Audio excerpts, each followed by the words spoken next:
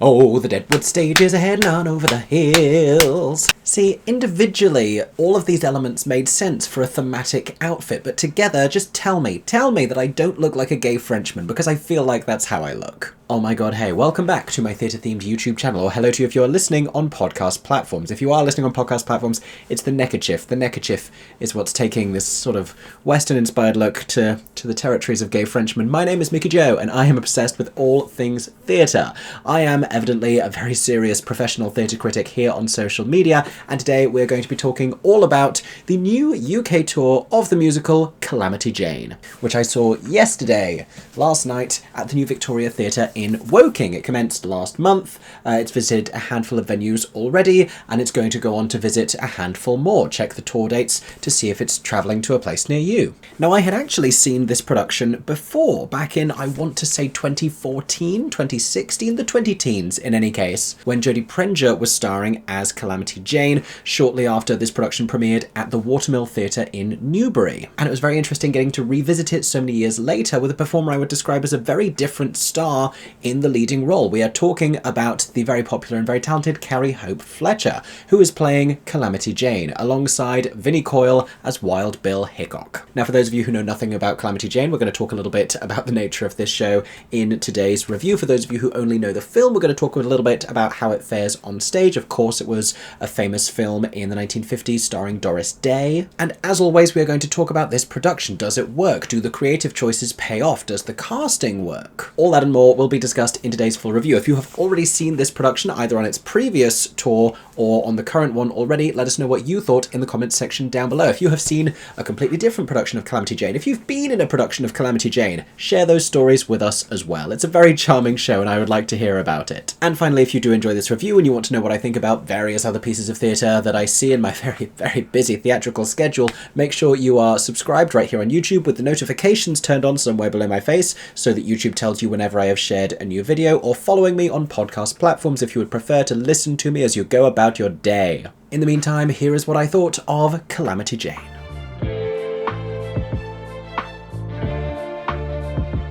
So in the world of classic beloved movie musicals and their stage counterparts, this is a bit of an interesting example because the film starring Doris Day and Howard Keel was released in 1953, and it was subsequently turned into a stage musical in 1961. Normally, that would have happened the other way around. And I do think that that origin story can be perceived in some of the show's material and some of its quirks, but we'll talk about that in just a moment. For now, let's talk about the narrative in this story. Who is Calamity Jane? Well, she was a real-life historic sharpshooter and frontier woman who lived during the second half of the 19th century. She was a contemporary of Wild Bill Hicock, who also features in this show. In fact, the two of them are understood to be very close friends, the kind of close friends that deeply loathe each other, but perhaps there's something else significantly more passionate happening beneath the surface there that neither of them can really perceive until the events of the thing have unfolded. That's right, it's Much Ado About Nothing with shotguns. Now, Calamity in real life, after Bill Hicock's death in the late 1800s, spoiler alert, doesn't happen in the show, so history, spoiler alert I guess, claimed to have been not only his lover but also the mother to his children. But at the same time, she was also perceived by those around her historically to occasionally be a little bit of a liar. Something that features within the show and is one of the reasons why Bill Hicock becomes so aggravated with her, because he claims that the fantastical stories she tells about fending off multiple different now let me be careful here, highway gold bandits, and definitely not Native Americans anymore, might be exaggerated or entirely fabricated. That's not the only reason that he finds her distressing, because he would also prefer her to dress and act in a more ladylike fashion, because she wears trousers and she carries a gun and she does not concern herself with feminine comportment. Partially because it's just never really occurred to her, that is, until she finds herself in the company of a more refined lady. This because the local proprietor of the theatre, whose name is Henry Miller, has accidentally hired a man when he'd been advertising a woman. He gets the man to perform in drag, it doesn't go well,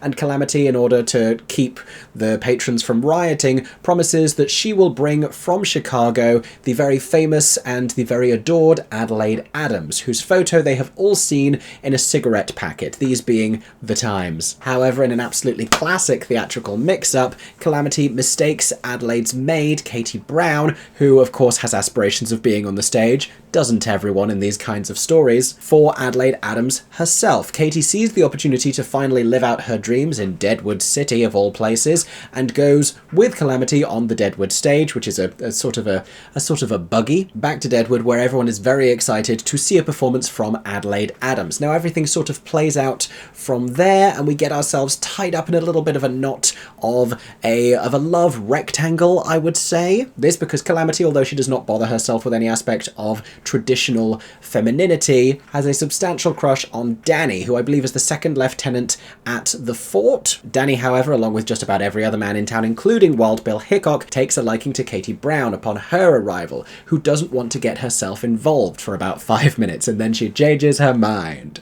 Absolutely zero prizes for anyone who can already guess where this is all going. And if the plot itself is a little thin, making for an objectively rather short show and not offering us a lot in terms of subplot or tangents, then it makes up for that in charm, as well as a secondary layer beneath that you can read into with a very queer context. This has always been one interpretation of Calamity Jane, because you have this leading female character wearing trousers, wielding a shotgun, and defying anyone who tells her that she ought to act in a more ladylike fashion. Calamity and Katie end up living together in order to chaperone and take care of each other, where they sing a song in which, I quote, "One ought to never underestimate a woman's touch." But the film was made in the 50s, so you know, definitely not lesbianism. Even when Calamity sings about having a secret love that she has kept hidden for years and now longs to share with the world, that's not familiar and relatable whatsoever. Excuse me while I adjust my gay neckerchief and roll my eyes. Now, I alluded to some references to Native Americans earlier,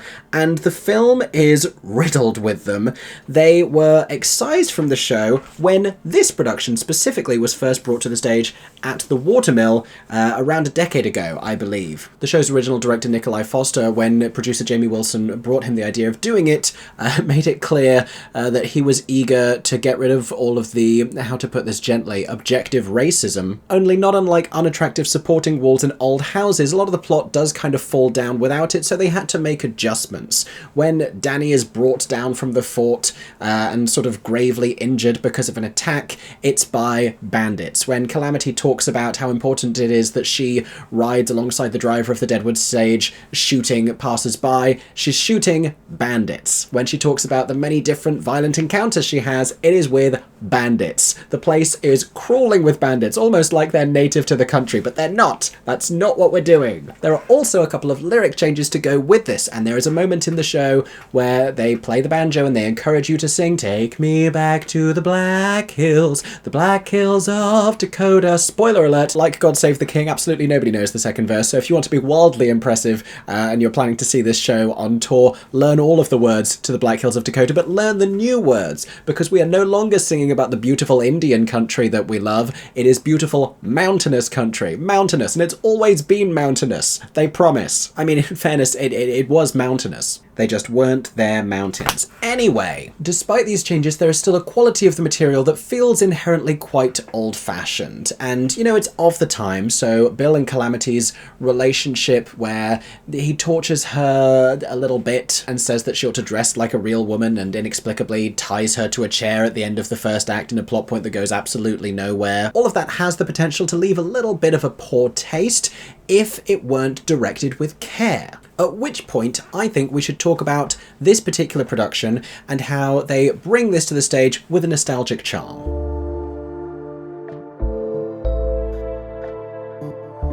Now, the first thing you have to know about this particular version of Calamity Jane, like I said, originally directed by Nikolai Foster, and then co-directed and choreographed for this return by the very talented Nick Winston, is that because it was originally at the Watermill Theatre in Newbury, it is actor-musician, which is to say that we don't have a band in a pit or up on the stage or hidden away in a different room. The actors on stage in the show's company are also its musicians, just like in The Curious Case of Benjamin Button, currently in the West End, just like in various John Doyle Broadway revivals over the years. I'm thinking of Sweeney Todd, I'm thinking of Company, and just like almost every musical which is produced at the Watermill. Not only because it's sort of their creative specialty, but also because it's a requirement of the space. It's a very intimate, converted watermill, as the name would suggest, and there literally isn't any space for them to accommodate a band, but they like to produce musicals, which means the players have to be amongst the action. Now, the challenge that you have with this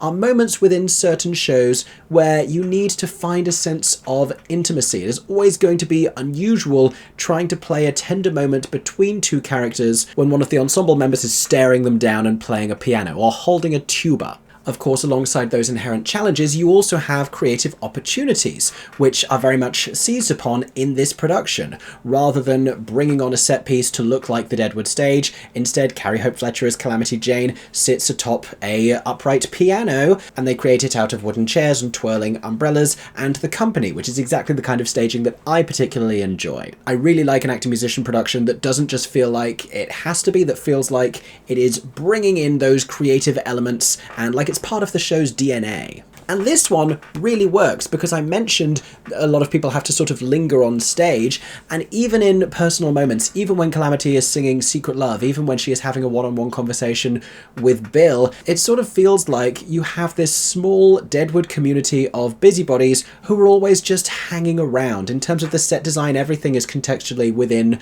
the saloon. I love this feature of the set that the proscenium at the front is replicated at the back because a lot of the action is motivated by what is happening at the theatre, the Golden Garter, and so there is a parallel between the front cloth and that stage's own curtain, as well as a row of footlights that we see at the front of the stage as well as at the front of their stage within the stage. I think that's very clever. The pretty brilliant set design is from designer Matthew Wright, who also did the costume design. And to have the stage consistently bustling with these company members strumming a banjo or holding another musical instrument, it does evoke a sense of community. And there's a real charm that comes with that as well. The whole show is entirely charming. And listen, it's a little bit rustic. It's a little bit sepia tone. I think for you to particularly enjoy this, you probably have to be quite enamored with old-fashioned musicals. If you're a fan of the film, needless to say, you're going to enjoy this on a very nostalgic level. But the plot is a little slower. The songs are of that era. There are some knee-slapping tunes in there. I'm a big fan of the Deadwood stages a-headin' on over the hills. Set 'em up, Joe, set 'em up, Joe, set 'em up, Joe. Oh, I just flew in from the Windy City. The Windy City is mighty pretty, but they ain't got what we got. And of course, who could forget? Tell us another one, tell us another one. No, my aching tooth. She's not exactly lying, but she's careless with the truth. Anyway, what I want to tell you about these songs is because they are from the film, they are quite short. It's an interesting feature of the show that they get into a great groove with these songs. They're playing their instruments on stage, you know, you're enjoying it, and then they say to you, are you enjoying this song? Good, well, it's over. That was it. You should have been paying attention. And everything gets reprised a little bit because we're trying to flesh out a film's worth of songs into 2 acts, and the score was expanded when it was first brought to the stage, but the extent of the plot and the extent of each of those songs do still feel familiar of a film that was subsequently turned into a musical. Now, I would like to shout out one of my favourite lyrics, which I believe was in the song Men in the first half of the first act. I think it was something to the effect of, "Go tell the minister I'll stay a spinster," which, a lovely little concocted rhyme in there. That's the kind of wit and silliness that I can't say no to. But all of this to say, it is not fast-paced, it is not high-octane. Just because they keep talking about shootouts doesn't mean they ever really happen. Guns get fired often enough, but it is largely without threat or without tension. You have to be happy with the idea of spending a couple of minutes just listening to a man croon while sat on a barrel. And not unlike a Seven Brides for Seven Brothers, it's really just a romantic storyline dressed up in a Western outfit. It is sweet and romantic, if not particularly breathtaking. It is charming and witty, if not side-splittingly hilarious. I would say this is really ripe for a particular demographic and a particular theatrical taste as well. Let's conclude then by talking about the performances.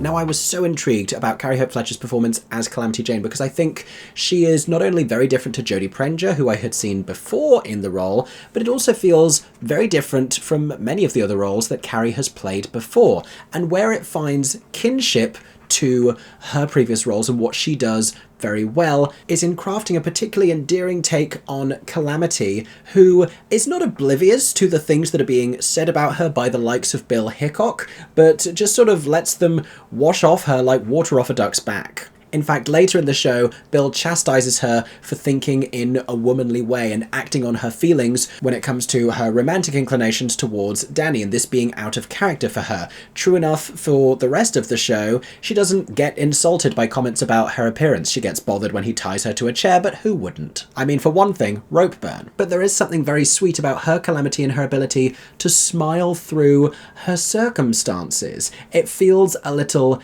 naive, but just also very comfortable in her own skin. And even when she goes to a fancy ball in the second act and we see her with her hair tied back and wearing a dress and everyone gasps because she's dressed differently and suddenly they see her in a way they had never seen her before. We've seen it on stage, we've seen it on film, we know exactly what's happening here. It doesn't entirely shift her mindset and send her spiraling into an identity crisis. All of which is an important quality for a show about a strong-willed heroine who is consistently told that she should behave differently. But she's also full of folly. We know when she is telling tall stories about her experiences of retrieving Adelaide Adams from Chicago that she is lying. This makes us think that she's lying about a lot of the other stories of her exploits that she has told. And we can see the way that her infatuation with Danny reduces her to a sillier and more juvenile version of herself, who can't particularly see clearly or, gain enough perspective to realise that he doesn't reciprocate her affections. And Carrie, who we have seen play these strong-willed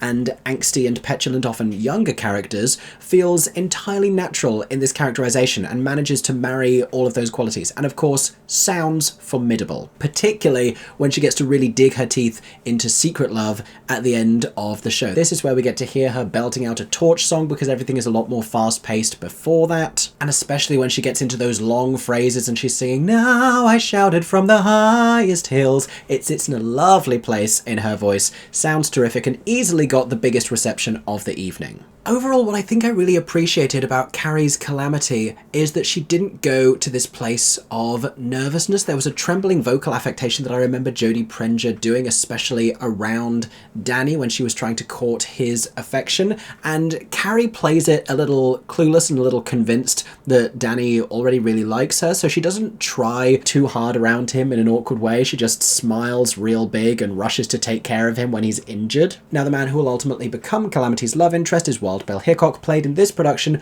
by Vinny Coyle. This one of his first principal roles. He has previously been seen on stage alongside Carrie Hope Fletcher in Andrew Lloyd Webber's Cinderella, funnily enough. And he, again, plays the role a little differently to the characterization that I remember from a few years ago that seemed a little harder, a little more stern. He is still gruff, he is still quick to threaten, and he is still bruising in his admonitions of Calamity, but he also rushes to her defense. It's a big green flag very early on that he won't hear ill words spoken about her. Even if he doesn't want to be the one to have to take her to the dance, he doesn't want to hear anyone else complaining about the possibility. It's a bit of a challenging bridge to cross with limited material, but the two of them manage to strike a pretty believable romantic note, and Vinny's singing, the crooning, is just wonderful. He immediately needs to be catapulted from this show to a lot of those regular gigs at the Royal Albert Hall. If we needed a new Julian Ovenden, I think we found one. The vocal tone is just gorgeous, and if the concept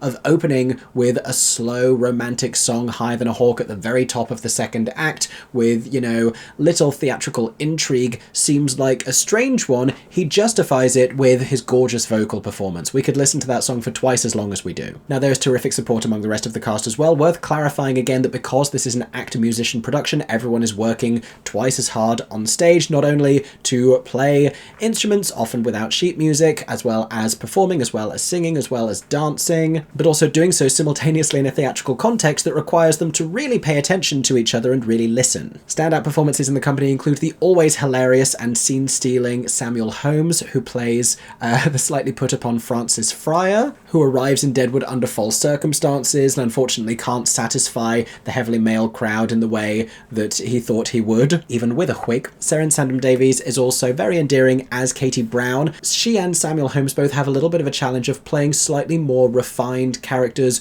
not from Deadwood originally, and a product of that era of Hollywood, for whatever strange reason, is that they had these mid-Atlantic accents. And so the two of them do occasionally sound a little geographically vague, as they are vocally, you know, blown between the two continents from one sentence to the next. Luke Wilson really finds his fortitude as Danny Gilmartin by the end of the show, particularly when he is confronting Calamity about her making Katie feel bad for getting in between a relationship that Danny never wanted to have. And Peter Peverley makes a wonderfully terrified Henry Miller, consistently afraid that his theatre is about to be the subject of a riot, which in fairness to him it almost always is. Now I hope that's given you a flavour of Calamity Jane. Definitely a show for those classic musical lovers. If you're looking for a warm romantic story played amongst these slightly cartoonish frontier characters in a setting that feels both aesthetically and tonally familiar of the Country Bear Jamboree, while they croon these sweet familiar songs, then look no further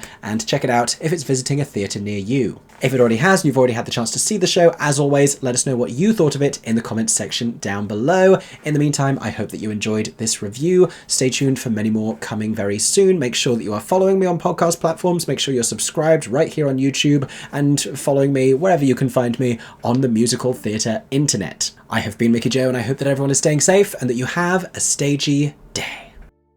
For 10 more seconds, I'm MickeyJoTheatre. Oh my god, hey, thanks for watching, have a stagey day. Subscribe!